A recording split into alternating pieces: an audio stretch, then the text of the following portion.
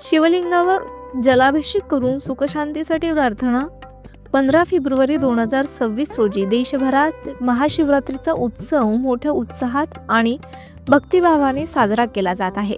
जिथे पहाटेपासूनच शिवमंदिरांमध्ये भाविकांनी हर हर महादेवचा जयघोष करत दर्शनासाठी गर्दी केली आहे.